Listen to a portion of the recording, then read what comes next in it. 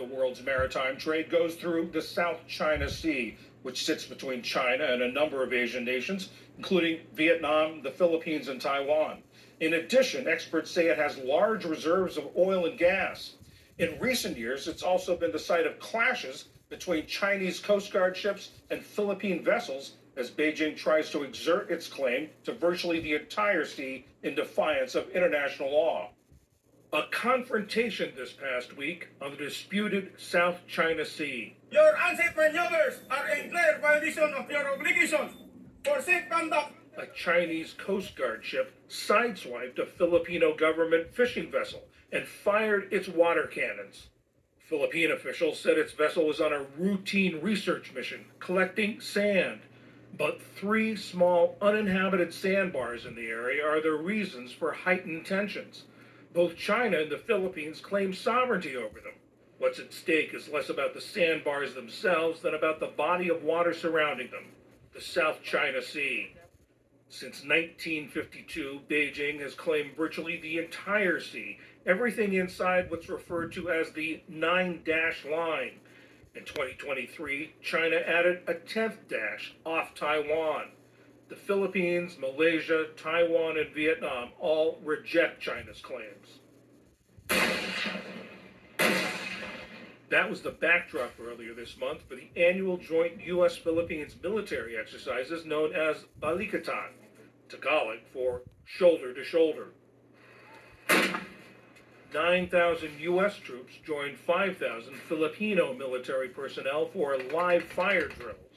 This type of training is absolutely invaluable to us. To be able to get out here to operate with our treaty ally and to be able to set up a defense like this and integrate all of our systems is just remarkable, and we're really grateful for the opportunity. Some of the drills could have been sending Beijing a message. For instance, the Philippine province of Zambales along the South China Sea coast was the site of an exercise using a U.S. missile defense system to target drones acting as hostile aircraft.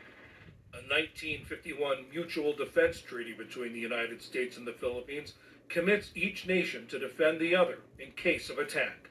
Secretary of State Marco Rubio has said the U.S. commitment to the Philippines is ironclad.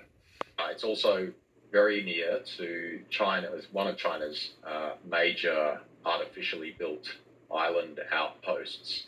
So it's a sort of scene where there's a likelihood of further confrontations if this trend continues. And why is the South China Sea so important to China? Well, I think from China's perspective, the dispute is multi-layered. It started as a dispute about islands, particularly the Spratly Islands and the Paracel Islands, but also Scarborough Shoal, which has been a particular flashpoint between the Philippines and China over the last decade or so, through the 70s through to the 90s. You had the initiation of the UN Convention on the Law of the Sea, and it's coming into effect in 1994.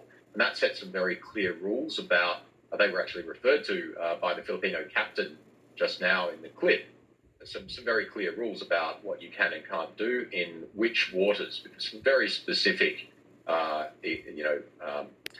numbers put on the kind of distance that you can claim off of a particular type of feature, et cetera, et cetera. And China was there at the inception for that particular convention, which the US has never signed, but which now China is kind of flagrantly struggling against those rules. That was really demonstrated, came to a head in 2016 arbitration that the Philippines brought.